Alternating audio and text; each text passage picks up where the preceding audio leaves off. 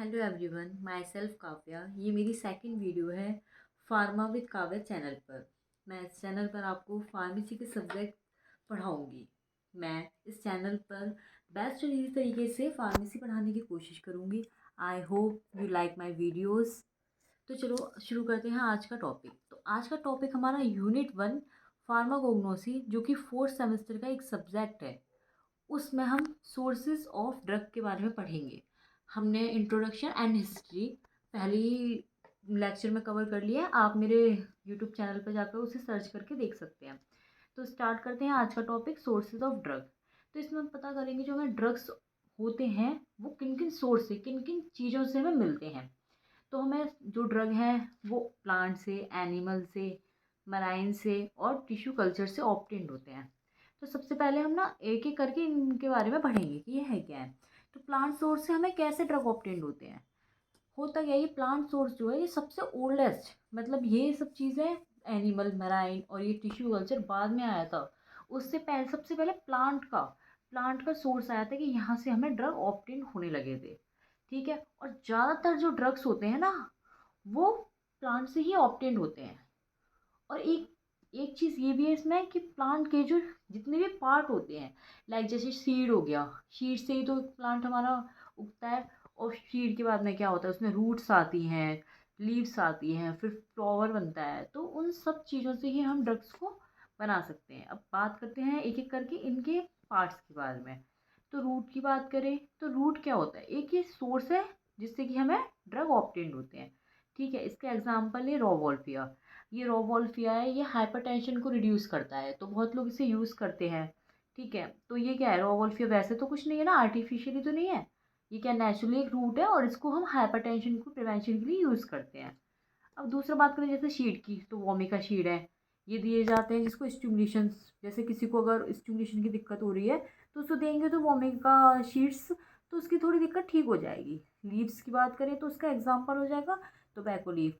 उसमें nicotine, tobacco leaf में nicotine present होता है। फ्लावर की बात करते हैं तो क्लोव हम यूज़ करते हैं, जो लॉन्ग यूज़ करते हैं।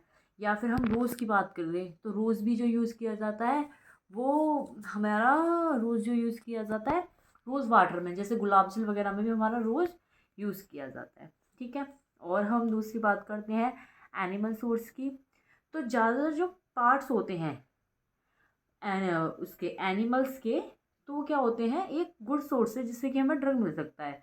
बहुत सारे एनिमल्स के ऐसे पार्ट्स हम लेते हैं, उनसे ड्रग्स ऑब्टेन करते हैं और उनको यूज़ करते हैं। ठीक है। तो जैसे अगर हम इसका एग्जांपल लें, ब्लड ऑफ एनिमल, हम जो वैक्सीन्स बनाते हैं, उनकी प्रिपरेशन करते हैं, उसके लिए भी हमें एनिमल्स के ब्लड की नीड होती है। अब तीसरा हम बात करते हैं मराइन सोर्स की। मोस्ट ऑफ द जो मराइन स्पीशीज़ होती हैं उसमें 50 लाख के आसपास जो स्पीशीज़ हैं ओशियन में और हमारे सी में, वो मराइन स्पीशीज़ कहलाती हैं।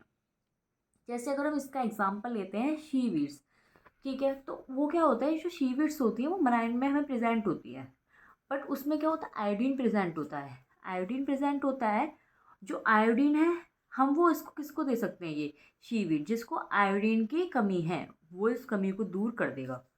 अब फोर्थ हम बात करें जैसे कि मिनरल सोर्सेज की। तो क्या है, कुछ ड्रग्स जो है मैं वो मिनरल से भी ऑब्टेन होते हैं। मिनरल्स में दो तरीके के मिनरल्स होते हैं, मेटेलिक हो गया और नॉन मेटेलिक हो गया। हम दोनों से ही कुछ ड्रग्स ऐसे हैं जो कि हमारे यूज़ किए जाते हैं डेफिशिएंसी को ट्रीट करने के लिए या कुछ बीमारी को ट्रीट करने के लिए। जैसे कि एग्जांपल मैंने यहाँ पे लिया है फेरस सल्फेट। तो ये फेरस सल्फेट जो है ये क्या करता है, जिसको आयरन की कमी होती है, खून की कमी होती है जिसको, अगर हम उसको फेरस सल्फेट देंगे तो उसको अनीमिया की जो दिक्कत है वो ठीक हो जाएगी। एंड लास्ट हम अपना फिफ्थ टॉपिक की बात करते हैं इसमें, तो टिश्यू कल्चर। तो जो टिश्यू कल्चर है इसमें क्या होता है, हम जो ग्रो कराते हैं टिश्यू को या सेल को, सेल से ही तो टिश्यू बनता है, तो हम सिंपलेस्ट में से सेल भी ले सकते हैं। सेल में क्या, प्लांट और एनिमल सेल का एक आर्टिफिशियल मीडियम पे अपने पेरेंट सेल से अलग होके उसे ग्रो कराएं। मींस जैसे हमने कोई टिश्यू लिया, उसे हमने आर्टिफिशियली ग्रो कराया और वो अपना आगे प्रोसेसिंग में हो गया। ठीक है। हमने उसमें मतलब पेरेंट्स का कोई रोज यूज़ नहीं करा, उसमें से हमने आर्टिफिशियली उसका कल्चरिंग करी। ठीक है, इसका एग्जांपल हम लेते हैं जैसे cocaine. Thank you guys, please like share and subscribe my channel. और इस जो भी मैं पढ़ाती हूँ उसके नोट्स मैं डिस्क्रिप्शन में प्रोवाइड करा दूँगी, आप वहाँ पे जाके मेरे नोट्स डाउनलोड कर सकते हो ना, यूज़ कर सकते हो। Thank you.